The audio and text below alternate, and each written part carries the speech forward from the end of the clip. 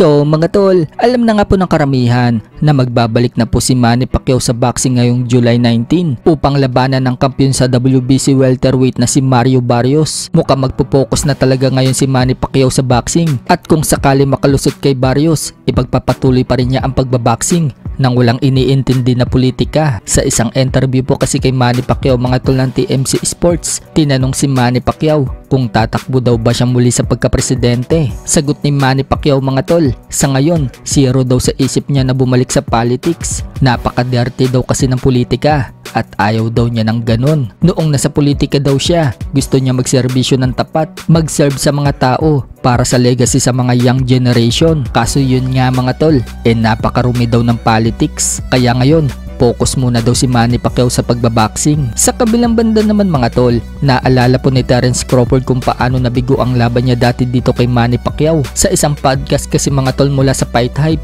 na interview po si Crawford tungkol sa mga laban niya hanggang sa umabot na siya sa pagiging 2 division undisputed.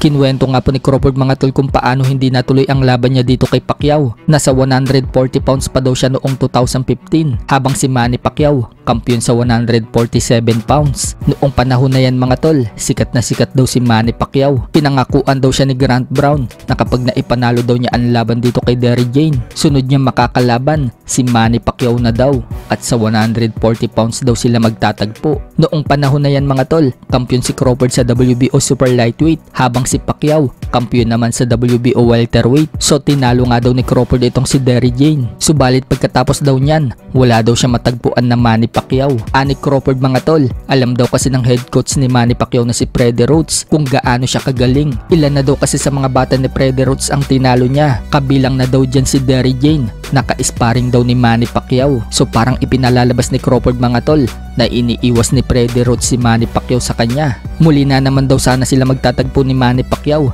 dahil naging mandatory daw siya sa WBO ni Manny Pacquiao nang muling naging kampiyon si Manny Pacquiao sa WBO welterweight. Subalit yun mga tol, kinalaban daw ni Manny Pacquiao itong si Jeff Horn. Na-upset daw ni Jeff Horn si Manny Pacquiao. Kaya ang ending, si Jeff Horn daw ang nakalaban niya. Tinapos lang umano niya itong si Jeff Horn na sinasabing bully sa 147. Hindi nga daw umubra sa kanya ang pambubuli ni Jeff Horn na ginawa ni Jeff Horn dito kay Manny Pacquiao. Samantala, sa Netflix daw ipapalabas ang laban ni Terence Crawford at Canelo Alvarez. Kinumpirma po yan ng 3 industry officials. So parang katulad dyan sa Mike Tyson versus Jake Paul na ipinalabas sa Netflix at umabot ng 108 million ang live viewers. Sa ibang banda naman mga tol, trending po sa SOCMED ang video na in-upload ni Coach Joven Jimenez ng training ni Jonas Sultan. Umakot nga po na maraming views ang video na yan dahil sa non-stop na pagsuntok ni Sultan sa heavy punching bag. Tumagal nga po ng ilang segundo ang tuloy-tuloy na pagsuntok ni Sultan. Sa mga hindi po nakakaalam mga tol,